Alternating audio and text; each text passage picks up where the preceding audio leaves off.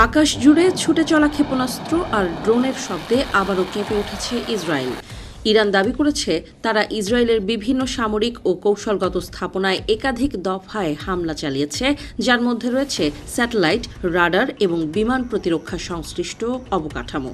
এক বিবৃতিতে জানানো হয়, এই হামলায় নির্ভুলভাবে লক্ষ্যবস্তুতে আঘাত হানতে সক্ষম দীর্ঘ ও মধ্যপাল্লার ক্ষেপণাস্ত্র ব্যবহার করা হয়েছে। তারা আরও সতর্ক করে বলেছে, যুক্তরাষ্ট্র ও ইসরায়েলের নেতাদের জন্য অন্ধকার ভবিষ্যৎ অপেক্ষা করছে। বিশেষ করে মার্কিন প্রেসিডেন্ট ডোনাল্ড ট্রাম্প এবং ইসরায়েলের প্রধানমন্ত্রী বেনিয়ামিন নেতানিয়াহুর নাম উল্লেখ করে কঠোর ভাষায় হুঁশিয়ারি দেওয়া হয়। এর কিছুক্ষণ আগেই গার্ডস কোর শোক প্রকাশ করে তাদের মুখপাত্র ও জনসংযোগ বিভাগের উপপ্রধান ব্রিগেডিয়ার জেনারেল আলী মোহাম্মদ নাইনের মৃত্যুর ঘটনায়। রমজানের শেষ দিনে ভোররাতে যুক্তরাষ্ট্র ইসরায়েলের যৌথ হামলায় তিনি নিহত হন বলে দাবি করা হয়েছে।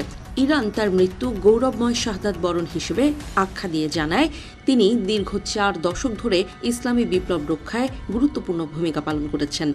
নাইনি ইরান ইরাক যুদ্ধের সময় থেকে শুরু করে সাম্প্রতিক বছরগুলোতেও গুরুত্বপূর্ণ দায়িত্ব পালন করেন। বিশেষ করে তথ্য ও মানসিক প্রভাব বিস্তারের ক্ষেত্রে তার কৌশল ও চিন্তাভাবনাকে আইআরজিসি ভবিষ্যতের জন্য দিক নির্দেশনা হিসেবে তুলে ধরেছে। নগদ নিয়ে এলো হার না মানা হার অফার।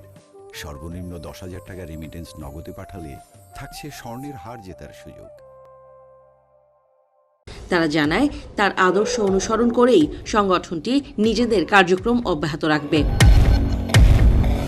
এদিকে ইরানের সেনাবাহিনীও আলাদা এক বিবৃতিতে জানিয়েছে, তারা আবারও বেনগুরিয়ন বিমানবন্দর সহ বিভিন্ন গুরুত্বপূর্ণ স্থানে হামলা চালিয়েছে।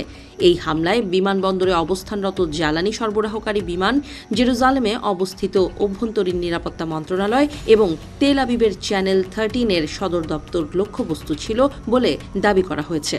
ইরানি সামরিক কর্তৃপক্ষ বলছে, এসব স্থাপনা শুধু সামরিক নয়, মনস্তাত্ত্বিক যুদ্ধের ক্ষেত্রেও গুরুত্বপূর্ণ ভূমিকা পালন করে।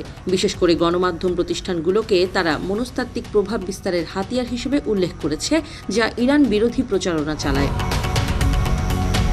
অন্যদিকে আইআরজিসি জানিয়েছে, অপারেশন ট্রু প্রমিস 4-এর 68তম ধাপ ইতোমধ্যেই সম্পন্ন হয়েছে।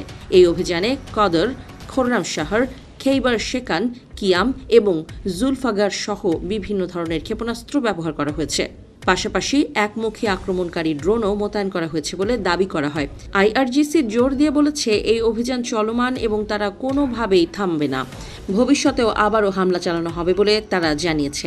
তাদের ভাষায়, এটি একটি দীর্ঘমেয়াদী প্রতিরোধমূলক প্রতিক্রিয়া, যা ইরানের নিরাপত্তা ও আঞ্চলিক প্রভাব বজায় রাখতে গুরুত্বপূর্ণ।